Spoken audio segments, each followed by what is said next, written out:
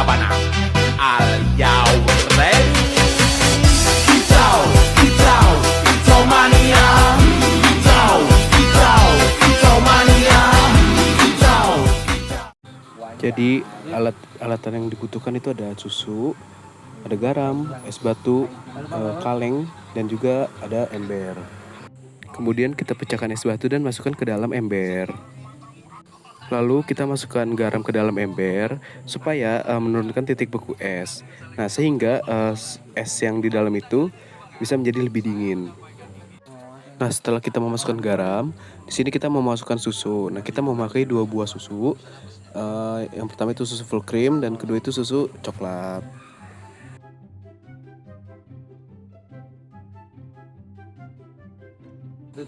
Nah, setelah kita masukkan susu ke dalam kalengnya itu, kita tutup rapat. Nah, lalu di sini kita putar-putar. Kenapa kita putar-putar? Pertama itu supaya si susunya ini menyampur merata. Soalnya karena kan kita tadi memakai 2 susu yang berbeda.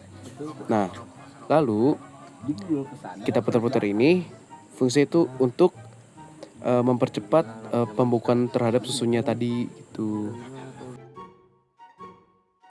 Nah, di sini kita juga sudah menyiapkan timer.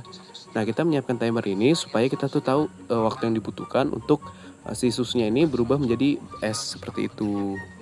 Perubahan kalor atau bisa disebut perubahan wujud pada praktik es krim putar terjadi pelepasan kalor dari susu atau adonan es krim, kecampuran es dan garam. Kalor dari susu keluar sehingga suhu susu menurun dan akhirnya berubah wujud dari cair menjadi padat atau bisa disebut es krim. Perubahan wujud ini disebut membeku. Waktu perubahannya itu 17 menit 43 detik. Jadi jenis perpindahan kalor yang terjadi adalah yang pertama ada konduksi dan kedua konveksi. Di sini saya akan menjelaskan yang pertama dulu, konduksi, yaitu kalor berpindah dari susu di dalam kaleng menuju dinding kaleng, lalu ke es dan garam di luar kaleng melalui sentuhan langsung. Lalu kedua konveksi, yaitu terjadi pada adonan susu saat kaleng diputar, cairan bergerak sehingga panas menyebar merata dan pendinginan menjadi lebih cepat.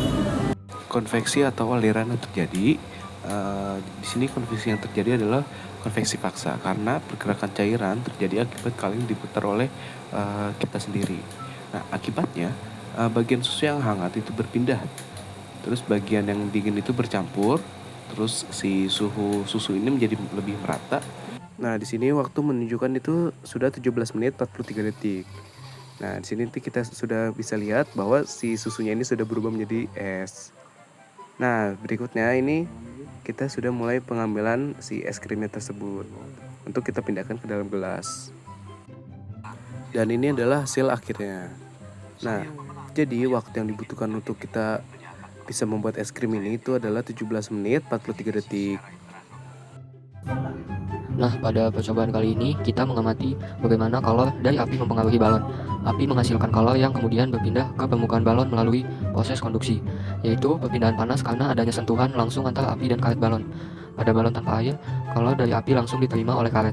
Akibatnya suhu karet meningkat dengan sangat cepat hingga mendekati suhu tinggi karena udara di dalam balon tidak mampu menyerap kalor dengan baik. Yang kedua ini ada balon tanpa air, balon yang hanya berisi udara meletus dalam 3 detik.